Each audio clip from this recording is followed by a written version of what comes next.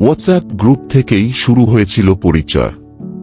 মিরাজ একদিন সাহস করে গ্রুপের এক মেয়েকে মেসেজ করেছিল, কিন্তু পাঠানোর সঙ্গে সঙ্গেই ডিলিট করে দেয়। কারণ সে ভাবতেই পারেনি ওই মেয়েটা কোনোদিন তাকে রিপ্লাই দেবে। কিন্তু ভাগ্য হয়তো অন্য কিছু লিখে রেখেছিল। মেয়েটা রিপ্লাই দিয়েছিল। সেদিন রাত থেকেই শুরু হয় কথা। ছোট ছোট মেসেজ থেকে ধীরে ধীরে তৈরি হয় আলাদা একটা সম্পর্ক। রাত জেগে গল্প, অভিমান, হাসি সবকিছু মিলিয়ে একসময় দুজন একে অপরের খুব কাছের মানুষ হয়ে ওঠে। মিরাজ ছিল খুব সাধারণ একটা মধ্যবিত্ত পরিবারের ছেলে। শান্ত, ভদ্র আর একদম নিরীহ।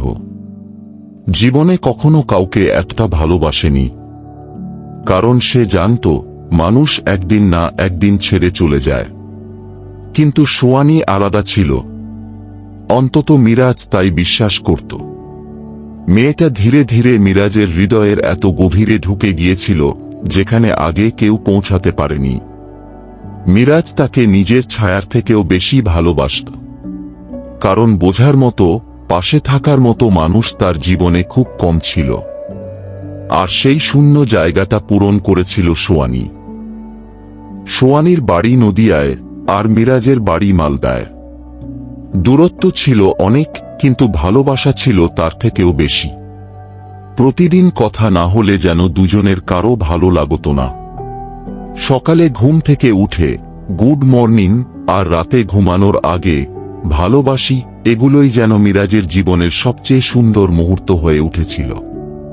মিরাজ প্রতিদিন স্বপ্ন দেখত একদিন হয়তো এই সম্পর্কটা সত্যি হবে। একদিন হয়তো সে সোয়ানিকে নিজের জীবনের মানুষ করে পাবে।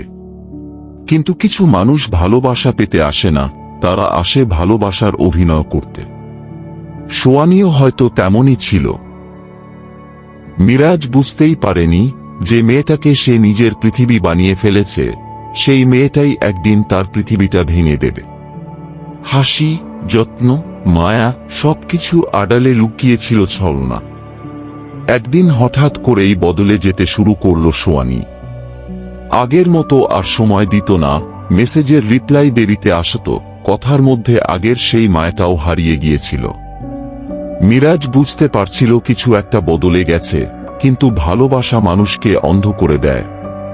তাই সে সবকিছু চুপচাপ সহ্য করত। আজও মিরাজ রাতে একা হলে পুরনো চ্যাটগুলো পড়ে।